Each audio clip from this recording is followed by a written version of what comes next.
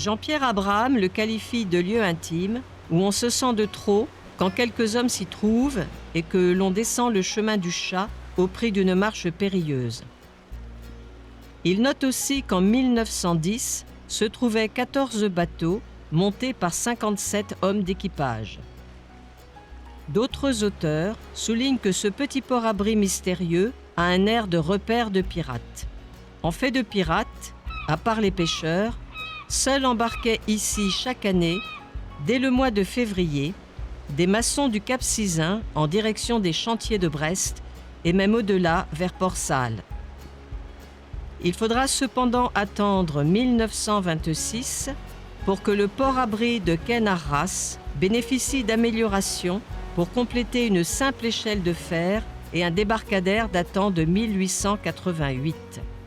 Ainsi, un plan incliné et une plateforme seront construits et un treuil sera installé, car auparavant c'est à bras d'hommes qu'étaient hissés les bateaux sur la falaise. Souvent confondu avec Porth-Sloedec, Quai-Narras est d'une impressionnante beauté. Le mouillage est sûr avec une mer calme en raison de la profondeur des fonds. 5 mètres devant Porth-Sloedec, de la petite grève et de son échancrure dans la falaise qui atteint, elle, près de 70 mètres de hauteur. C'est peut-être ce qui fait dire aussi qu'à Porth-Sloedec, on dirait que le chat fait le gros dos.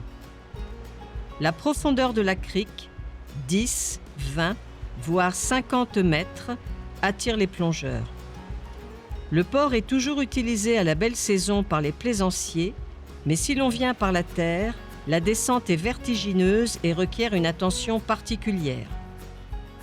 De nombreuses réparations ont dû être effectuées suite à de violentes tempêtes entre 1950 et 1991. Quai-Narras reste méconnu, sans doute à cause de sa dangerosité, alors que c'est presque à coup sûr le port le plus pittoresque du Cap Sizun.